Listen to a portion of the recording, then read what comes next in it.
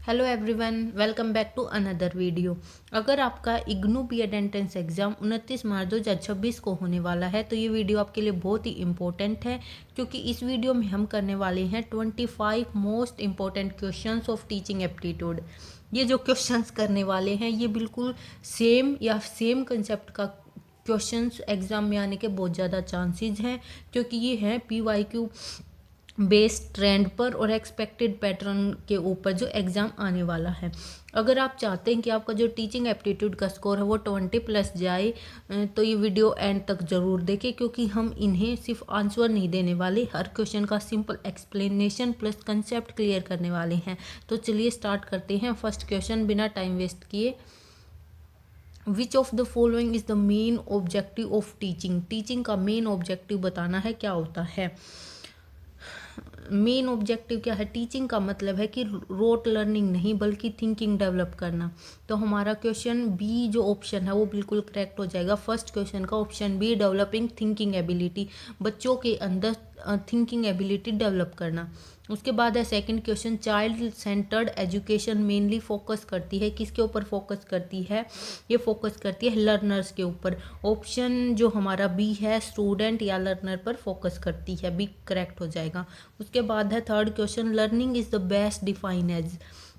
Learning को हम सबसे अच्छा किस तरह से डिफाइन कर सकते हैं? लर्निंग क्या है? Permanent change in behaviour. तो चेंज इन बिहेवियर क्या हो जाएगा? ऑप्शन ए करेक्ट हो जाएगा, चेंज इन बिहेवियर। सिर्फ पढ़ना लिखना लर्निंग नहीं होती, बल्कि हमारे पूरा जो चेंज है, ओवरऑल डेवलपमेंट होना, उसको हम लर्निंग बोलते हैं। उसके बाद क्वेश्चन नंबर 4 है, which method promote maximum students participation. किस मेथड से हम प्रमोशन मिलता है बच्चों को ज़्यादा से ज़्यादा पार्टिसिपेट करने का? किस टाइप ऑफ मेथड में हमें मेथड बताना है इस जिसमें स्टूडेंट एक्टिवली पार्टिसिपेट करेंगे, वो है डिस्कशन मेथड, जहाँ पर बच्चे एक दूसरे से डिस्कस करेंगे।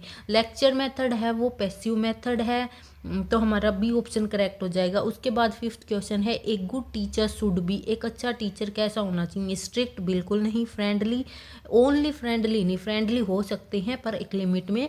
बैलेंस पर्सनैलिटी होनी चाहिए, मतलब स्ट्रिक्ट भी हो, फ्रेंडली भी हो, मिक्स सारी पर्सनैलिटी होनी चाहिए। टीचर स्ट्रिक्ट भी होना चाहिए और फ्रेंडली भी, सिचुएशन पर डिपेंड करता है। उसके बाद question number 6, which theory is given by Pavlov. Pavlov के द्वारा कौन सी थ्योरी दी गई थी? इन्होंने क्लासिकल कंडीशनिंग थ्योरी दी थी, ऑप्शन बी करेक्ट हो जाएगा। जिसमें उन्होंने क्या बताया था? इन्होंने स्टिमुलेशन और रिस्पॉन्स के बारे में बताया था। जब किसी को हम स्टिमुलस करेंगे तो उसके अपोजिट में या उसके बदले में रिस्पॉन्स आता है। स्टिमुलस रिस्पॉन्स लर्निंग भी बोलते हैं क्लासिकल कंडीशनिंग थ्योरी को। उसके बाद question number 7, classroom management means. Classroom management का क्या मतलब होता है?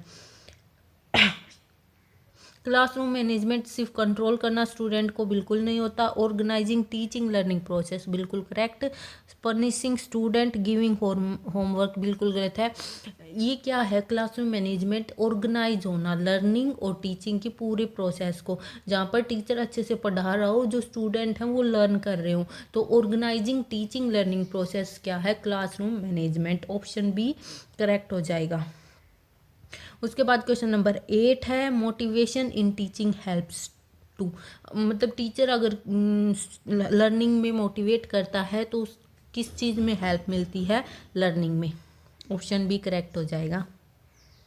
उसके बाद question number 9, which is not a characteristic of good evaluation system. हमें नहीं, यहाँ पे क्या है, नेगेटिव सेंस में क्वेश्चन जाता है। नेगेटिव सेंस में क्वेश्चन होता है उसका आंसर भी हमेशा नेगेटिव सेंस में ही होगा, ये बात याद रखना। ठीक है, अगर आपको वीडियो पसंद आ रही है तो प्लीज़ लाइक कर चलिए और चैनल को सब्सक्राइब कर लीजिए, ताकि आपको कोई भी वीडियो मिस ना करें आप। इसमें कैरेक्टरिस्टिक नहीं है वो बतानी है। इवेल्युएशन कंटिन्यू होना चाहिए, बिल्कुल सही है। कॉम्प्रिहेंसिव होना चाहिए, ठीक है। बायस नहीं होना चाहिए, ऑब्जेक्टिव भी हो सकता है। ऑप्शन सी है वो नॉट ए कैरेक्टरिस्टिक है गुड इवेल्युएशन की। उसके बाद क्वेश्चन नंबर 10, इंक्लूसिव एजुकेशन का क्या मतलब है?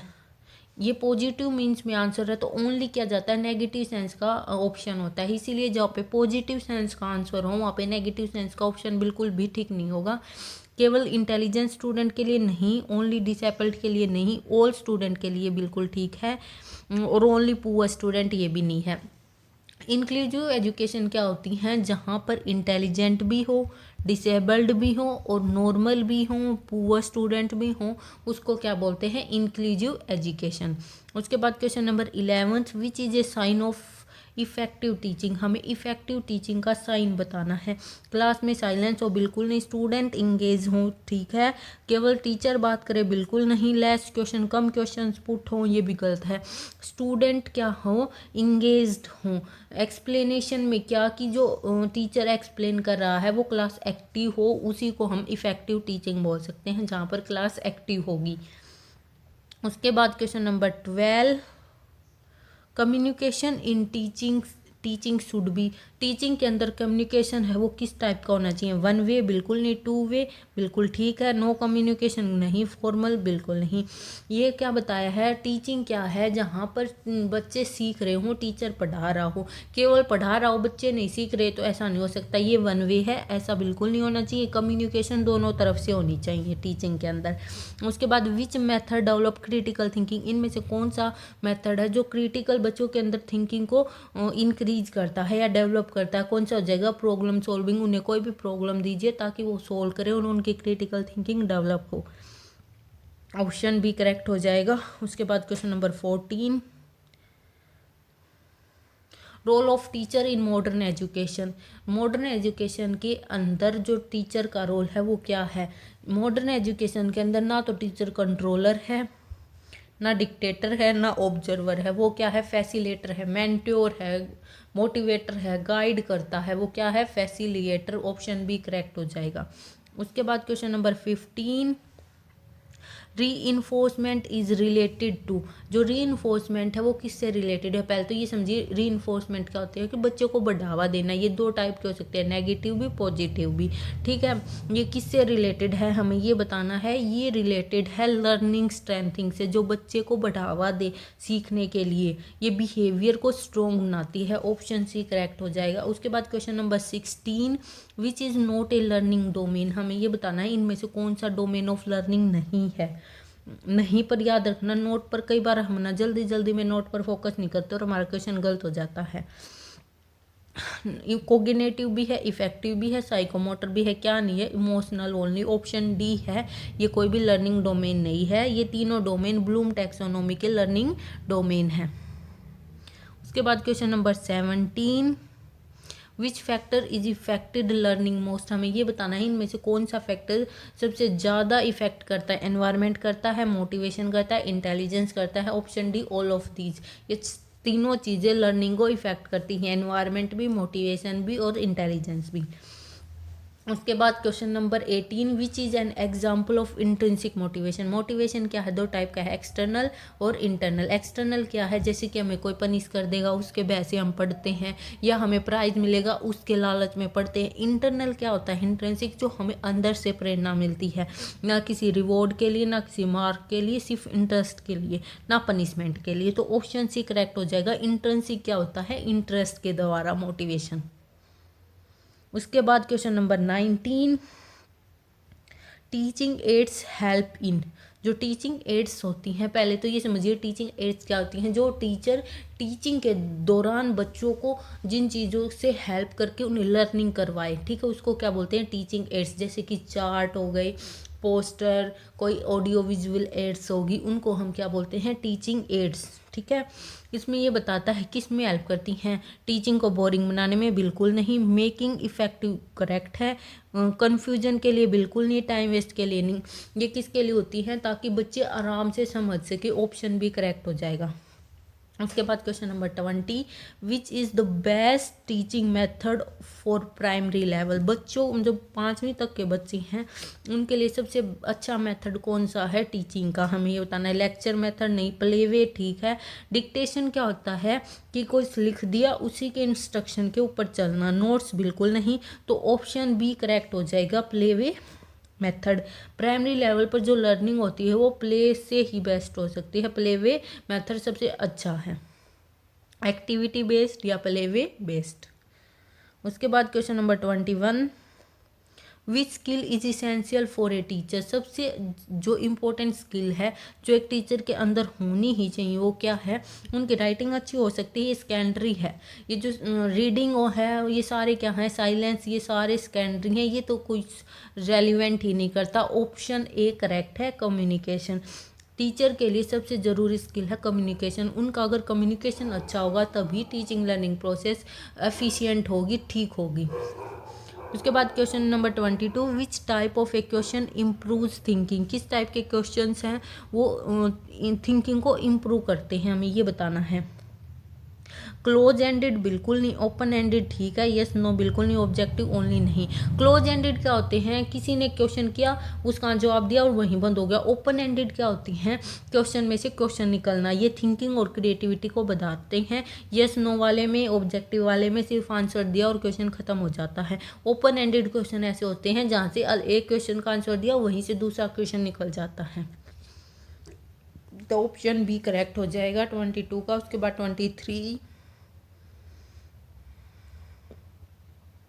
Feedback in teaching. जो टीचिंग है उसके अंदर फीडबैक क्या है। सबसे पहले जो फीडबैक है वो क्या है कि क्या सीखा, वो बच्चों से फीडबैक लेना कि कितना समझ में आया, ठीक है, ये होता है फीडबैक। एक स्टूडेंट को इग्नोर करना बिल्कुल नहीं, उनका पूरा फोकस होना चाहिए। रिस्पॉन्स टू लर्निंग, हाँ फीडबैक क्या होता है, रिस्पॉन्स करना लर्निंग का, पनिशमेंट होमवर्क बिल्कुल नहीं। उसके बाद question number 24, which is not a quality of a good teacher. एक अच्छे शिक्षक की इनमें से कौन सी क्वालिटी नहीं है। पेशेंस होना चाहिए, बाइसनेस बिल्कुल नहीं होनी चाहिए, भेदभाव तो टीचर बिल्कुल नहीं कर सकता है। टीचर को सभी बच्चों को इक्वल एंड फेयर ट्रीट करना चाहिए। अंडरस्टैंडिंग, नॉलेज, ये तीनों चीज़ बिल्कुल होनी चाहिए, बाइसनेस नहीं होनी चाहिए टीचर के अंदर। उसके बाद question number 25, learning without understanding is called. Learning बिना समझे ही याद कर लेना उसको क्या बोलते हैं, मीनिंगफुल लर्निंग बिल्कुल नहीं, लोड लर्निंग हाँ, रट्टाफिकेशन बोल सकते हैं। क्रिएटिव, एक्टिव लर्निंग ये क्या होती है, लर्निंग विद अंडरस्टैंडिंग। अगर लर्निंग विदाउट अंडरस्टैंडिंग आए तो क्या होती है, लोड लर्निंग, जो पढ़ा उसके रट्टा मारा और याद किया। तो ये थे हमारे टीचिंग एप्टीट्यूड के 25 क्वेश्चंस। कैसे लगे कमेंट में बताओ। अगर आपने पूरी वीडियो देख ली है तो आपका स्कोर बताइए कितना हुआ है। अगर 20+ स्कोर है तो आपकी तैयारी बहुत ही अच्छी है, अगर नहीं है तो भी कोई बात नहीं, अभी प्रैक्टिस कीजिए, एग्ज़ाम तक आपकी जो टीचिंग एप्टीट्यूड की तैयारी बहुत अच्छी हो जाएगी। हमने कंसेप्ट भी एक वीडियो में डाले हुए हैं टीचिंग एप्टीट्यूड के, आप चाहते हैं तो वो भी जाकर देख सकते हैं। उनमें ना तो एक्स्ट्रा थ्योरी है, सिर्फ कंसेप्ट बताए गए हैं, टू द पॉइंट है, बिल्कुल शॉर्ट वीडियो है, कोई लंबी वीडियो नहीं है, आप जाकर देख सकते हैं। नेक्स्ट वीडियो मैं किस टॉपिक पर लेके आऊँ ये भी बताना। वीडियो हेल्पफुल लगी है तो लाइक करें, चैनल को सब्सक्राइब कर लें, कमेंट करके बताइए कि आपको कौन सा टॉपिक अभी चाहिए। Thank you for watching.